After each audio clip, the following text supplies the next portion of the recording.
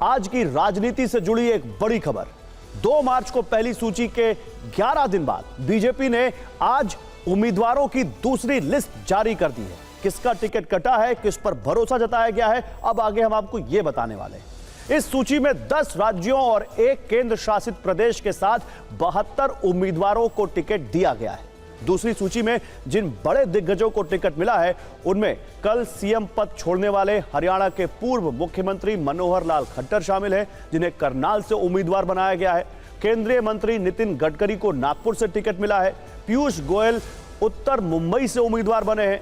अनुराग ठाकुर को हिमाचल के हमीरपुर से टिकट मिला है। पंकजा मुंडे महाराष्ट्र की बीड सीट से चुनाव लड़ेंगी और बड़ी बात यह है कि बीड सीट से पिछली बार पंकजा मुंडे की छोटी बहन प्रीतम मुंडे सांसद थी, यानी प्रीतम मुंडे का टिकट काटकर पंकजा को उतारा गया है। बीजेपी युवा मोर्चा के अध्यक्ष तेजस्वी सूर्या दक्षिणी बेंगलुरु से चुनाव लड़ेंगे। आम आदमी पार्टी छोड़कर बीजेपी में आए अशोक तंवर को पार्टी ने हरियाणा के सिरसा से मैदान में उतारा है। तो बीजेपी की इस दूसरी सूची में कई पुराने उम्मीदवारों के टिकट कट गए। इनमें सबसे पहला नाम पूर्वी दिल्ली से गौतम गंभीर का है, जिनकी जगह पर बीजेपी ने हर्ष मल्होत्रा को उम्मीदवार बनाया है, जो दिल्ली यूनिट के जनरल सेक्रेटरी हैं।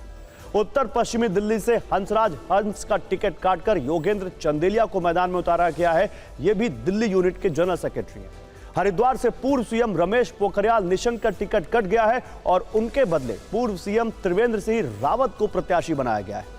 मैसूर सीट से प्रताप सिम्हा का टिकट कटा है। प्रताप सिम्हा वही हैं जिनके लेटर हेड पर संसद स्मोक कांड के आरोपी अंदर गए थे। इनके बदले मैसूर से यदुवीर कृष्ण दत्त को टिकट मिला है। बीजेपी की दूसरी लिस्ट में बड़ी बातें क्या हैं, चलिए इसे देख लेते हैं। केंद्रीय मंत्री और राज्यसभा में नेता सदन पीयूष गोयल को चुनाव मैदान में उतारा गया है। पीयूष गोयल उत्तर मुंबई से चुनाव लड़ेंगे। हरियाणा के पूर्व मुख्यमंत्री मनोहर लाल खट्टर को करनाल से चुनाव लड़ाया जा रहा है। वो कल तक हरियाणा के मुख्यमंत्री थे। आज ही उन्होंने विधानसभा की सदस्यता से इस्तीफा दिया। कर्नाटक बीजेपी के अध्यक्ष बी.वाई. राघवेंद्र को शिमोगा से टिकट दिया गया है। बी.वाई. राघवेंद्र कर्नाटक के पूर्व सीएम और कद्दावर लिंगायत बी.एस. येदियुरप्पा के बेटे। कर्नाटक के पूर्व सीएम बसवराज बोम्मई को हावेरी सीट से चुनाव मैदान में उतारा गया है। कर्नाटक बीजेपी की बड़ी महिला नेता शोभा करंदलाजे की सीट बदल दी गई है। उन्हें चिकमंगलूर की जगह बेंगलुरु से चुनाव लड़ाया जा रहा है। बीजेपी मीडिया प्रभारी अनिल बलूनी को उत्तराखंड की गढ़वाल सीट से टिकट मिला है। केंद्रीय मंत्री दर्शनाबेन जरदोस का टिकट काटा गया है। वो लगातार तीसरी बार सूरत से सांसद हैं, उनकी जगह किसी और को टिकट दिया गया है। बीजेपी की दूसरी लिस्ट में सबसे ज्यादा दिल्ली के नामों ने चौंकाया। यहां बीजेपी ने अपने मौजूदा 6 सांसदों का टिकट काट दिया। 7 तो यहां पर सीटें। सिर्फ मनोज तिवारी को उत्तर पूर्वी दिल्ली से रिपीट किया गया। मैं आपको बिग वॉल पर दिल्ली का पूरा गणित दिखाता हूं। देखिए, ये है वो दिल्ली के नाम। 6 सांसदों का टिकट कटा है। ये तीनों नए नाम है। देखिए, हर्ष मल्होत्रा नया चेहरा पूर्वी दिल्ली, गौतम गंभीर का टिकट काटकर। कंवलजीत सहरावत नया चेहरा पश्चिमी दिल्ली, यहां पर इनका टिकट काट दिया, इनको टिकट दिया गया। प्रवेश वर्मा को टिकट काटकर। योगेंद्र चंदेलिया नया चेहरा उत्तरी पश्चिमी दिल्ली, हंसराज हंस का टिकट काटकर। तो ये 3 नए चेहरे। इसके अलावा आपको और दिखाते हैं। बांसुरी स्वराज जो मीनाक्षी लेखी का टिकट काटकर, इनको नई दिल्ली से टिकट दिया गया है। पूर्व केंद्रीय मंत्री सुषमा स्वराज की बेटी। प्रवीण खंडेलवाल व्यापारियों का एक बड़ा चेहरा, नया हर्षवर्धन, डॉक्टर हर्षवर्धन का टिकट काटकर इनको चांदनी चौक से टिकट दिया गया है। रामवीर सिंह बिधूड़ी नया चेहरा दक्षिणी दिल्ली, रमेश बिधूड़ी का टिकट काटकर इनको टिकट दिया गया है। कौन रिपीट हुआ है? केवल और केवल मनोज तिवारी, जिनको उत्तर पूर्वी दिल्ली से रिपीट किया गया है। यह है दिल्ली के टिकट का हिसाब किताब बीजेपी का। और उत्तर पश्चिम दिल्ली से बीजेपी प्रत्याशी योगेंद्र चंदोलिया से हमने थोड़ी देर पहले इसी पर खास बातचीत की है। सुनिए उन्होंने क्या कहा। पार्टी ने मुझे जितना मैं हूं उससे कई गुना मुझे पार्टी ने दिया है। मेरी कई पुश्तें इस ऋण को नहीं उतार सकती कि मेरा जैसा व्यक्ति भी लोकसभा का चुनाव लड़ सकता है। पार्षद का, एमएलए का बहुत होता है। 7 लोगों को चयन करने में हमारे प्रदेश अध्यक्ष वीरेंद्र सचदेवा जी ने, हम तीनों महामंत्रियों पर पार्टी ने जो विश्वास किया है, हम तीनों अलग अलग क्षेत्र के अंदर हम मेयर रहे हैं और पार्टी ने जो हमें भेजा है, मैं योगेंद्र चंदोलिया नहीं, कमल का फूल बनकर अपने क्षेत्र में जाऊंगा।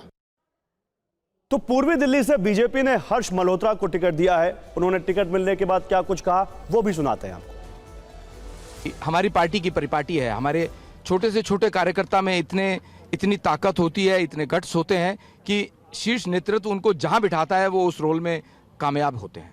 क्या चुनौतियां मानते हैं? पहली बार जो है आम आदमी पार्टी और कांग्रेस अलायंस में चुनाव लड़ रही है, पूर्वी दिल्ली से आपने दलित उम्मीदवार उतारा, कुछ चुनौती मानते हैं आप? मैं नहीं समझता कोई चुनौती है। पिछले 10 वर्षों में आदरणीय मोदी जी ने और उनकी सरकार ने जो हर समाज के लिए काम किया है, जिसमें दलित समाज के लिए भी बहुत काम किया है, दलित समाज हाथों हाथ मोदी जी को तीसरी बार फिर प्रधानमंत्री बनाना चाहता है। तो 72 उम्मीदवारों की दूसरी लिस्ट में महाराष्ट्र के 20 नाम शामिल हैं। लिस्ट में केंद्रीय मंत्री नितिन गडकरी का नाम है। उन्हें नागपुर से फिर मैदान में उतारा गया है। पहले लिस्ट में उनका नाम नहीं आने के बाद महाराष्ट्र में काफी बयानबाजी हुई थी। उद्धव ठाकरे ने तो नितिन गडकरी को अपनी पार्टी में आने तक का न्योता दे दिया था। महाराष्ट्र की बीड सीट से पंकजा मुंडे को टिकट मिला है। पंकजा मुंडे बीजेपी के कद्दावर नेता रहे गोपीनाथ मुंडे की बेटी है। वो महाराष्ट्र में मंत्री रह चुकी है। पीयूष गोयल राज्यसभा में सदन के नेता है, लेकिन उन्हें उत्तर मुंबई से चुनाव लड़वा रही है बीजेपी। सुधीर मुनगंटीवार महाराष्ट्र बीजेपी के बड़े नेता है। वो एकनाथ शिंदे सरकार में मंत्री हैं। अब तक राज्य की राजनीति में सक्रिय रहे। मुनगंटीवार को चंद्रपुर से मैदान में उतारा गया है। इसके साथ ही बीजेपी की दूसरी सूची के बाद किन किन सीटों पर दिग्गजों के बीच अब टक्कर होगी वो भी आपको बताते हैं। उत्तराखंड की गढ़वाल सीट पर अनिल बलूनी और कांग्रेस के गणेश गौदियाल के बीच मुकाबला होगा। मध्य प्रदेश की छिंदवाड़ा सीट पर कांग्रेस नेता कमलनाथ के बेटे नकुलनाथ और बीजेपी से विवेक बंटी साहू के बीच टक्कर होगी। बेंगलुरु ग्रामीण सीट पर डिप्टी सीएम डीके शिवकुमार के भाई डीके सुरेश और बीजेपी की तरफ से सीएन मंजूनाथ के बीच मुकाबला तय हो चुका है। तो बीजेपी ने लोकसभा उम्मीदवारों की दूसरी लिस्ट जारी की तो कांग्रेस ने महिलाओं को लुभाने के लिए वादों का पिटारा खोल दिया। महिलाओं के लिए कांग्रेस की 5 गारंटी। कांग्रेस अध्यक्ष मल्लिकार्जुन खड़गे ने महिलाओं के लिए नारी न्याय गारंटी की घोषणा की। कांग्रेस का वादा है कि अगर उनकी सरकार बनी तो महिलाओं के लिए 5 बड़ी योजनाएं लागू की जाएंगी। नारी न्याय गारंटी के तहत कांग्रेस ने महिलाओं से 5 बड़े वादे किए। इनमें महालक्ष्मी गारंटी, आधी आबादी पूरा हक, शक्ति का सम्मान, अधिकार मैत्री और सावित्रीबाई फुले छात्रावास शामिल है। महालक्ष्मी गारंटी के तहत गरीब परिवार की हर एक महिला को 1 साल में 1 लाख रुपए की मदद का वादा किया गया है। आधी आबादी पूरा हक गारंटी के तहत केंद्र सरकार की नई नियुक्तियों में महिलाओं को 50% हिस्सेदारी देने का वादा है। शक्ति का सम्मान योजना के तहत आंगनवाड़ी, आशा और मिड डे मील कार्यकर्ताओं के मासिक वेतन में केंद्र सरकार की तरफ से 2 गुना योगदान करने का वादा है। अधिकार मैत्री योजना के तहत हर पंचायत में अधिकार मैत्री के रूप में एक पैरालीगल यानी कानूनी सहायक की नियुक्ति की जाएगी। और इसी तरह सावित्रीबाई फुले छात्रावास गारंटी के तहत देश के सभी जिला मुख्यालयों में एक कामकाजी महिला हॉस्टल बनाने का वादा किया है। मल्लिकार्जुन खड़गे ने नारी न्याय गारंटी का ऐलान किया और फिर मोदी सरकार पर तीखे हमले किए। खड़गे ने कहा कि महिलाओं के नाम पर सिर्फ राजनीति हुई है और उनका इस्तेमाल वोट के लिए किया गया है। खड़गे ने कहा कांग्रेस झूठे वादे नहीं करती, कांग्रेस का मैनिफेस्टो वादे पूरा होने की गारंटी है। कांग्रेस पार्टी महिलाओं के लिए देश में एक नया एजेंडा सेट करने जा रही है। इसके पहले हमने भागीदारी न्याय, किसान न्याय, युवा न्याय घोषित की है और ये कहने की जरूरत नहीं कि हमारी गारंटी खोखले वायदे और जुमले नहीं होते। हमारा कहा पत्थर की लकीर होती है। ये हमारा 1926 से अब तक का रिकॉर्ड है। तो देश में कुल 97 करोड़ मतदाताओं में महिला वोटर्स की तादाद 47 करोड़ है। नारी न्याय गारंटी के जरिए कांग्रेस की नजर देश के इन्हीं महिला वोटर्स पर है। कांग्रेस ने महिलाओं के लिए गारंटी तो दे दी, बीजेपी ने दक्षिण में उधर बड़ा दांव खेल दिया। बीजेपी ने इस बार 400 पार का लक्ष्य तय किया है। लक्ष्य को पाने के लिए 129 सीटों वाले दक्षिण के किले को जीतना जरूरी है और इसी के तहत कल मोदी सरकार ने हर साल 17 सितंबर को हैदराबाद मुक्ति दिवस के रूप में मनाने की घोषणा की। केंद्रीय गृह मंत्रालय ने इसकी अधिसूचना भी जारी कर दी है। 2 पन्नों के इस नोटिफिकेशन में क्या कहा गया है, पहले ये जान लेते हैं। गृह मंत्रालय की अधिसूचना के मुताबिक हैदराबाद को 15 अगस्त 1947 को भारत की स्वतंत्रता के 13 महीने तक आजादी नहीं मिली और ये निजाम के शासन के अधीन था। ये क्षेत्र 17 सितंबर 1948 को ऑपरेशन पोलो नामक पुलिस कार्रवाई के बाद निजाम के शासन से मुक्त हो गया, जबकि क्षेत्र के लोगों की मांग रही कि 17 सितंबर को हैदराबाद मुक्ति दिवस के रूप में मनाया जाए। हैदराबाद को मुक्त कराने वाले शहीदों की याद में और युवाओं के मन में देशभक्ति की लौ जगाने के लिए भारत सरकार ने 17 सितंबर को हर वर्ष हैदराबाद मुक्ति दिवस के रूप में मनाने का फैसला लिया है। गृह मंत्री अमित शाह ने अपनी पोस्ट में इसे ऐतिहासिक दिन बताया। एक्स पर उन्होंने लिखा, प्रधानमंत्री जी ने हैदराबाद लिबरेशन मूवमेंट के शहीदों के सम्मान में हर साल 17 सितंबर को हैदराबाद मुक्ति दिवस के रूप में मनाने का फैसला लिया है। ये उन स्वतंत्रता सेनानियों और शहीदों को सच्ची श्रद्धांजलि है जिन्होंने निजाम के बर्बर शासन से मुक्ति दिलाकर हैदराबाद को भारत का हिस्सा बनाने के लिए बलिदान दिया। तो कल अधिसूचना जारी हुई और कल गृह मंत्री अमित शाह खुद हैदराबाद में थे। वो बीजेपी के विजय संकल्प सम्मेलन में हिस्सा लेने गए थे। इस दौरान उन्होंने हैदराबाद में श्री भाग्य लक्ष्मी मंदिर में जाकर पूजा अर्चना की। हैदराबाद में उनका भाषण भी हुआ।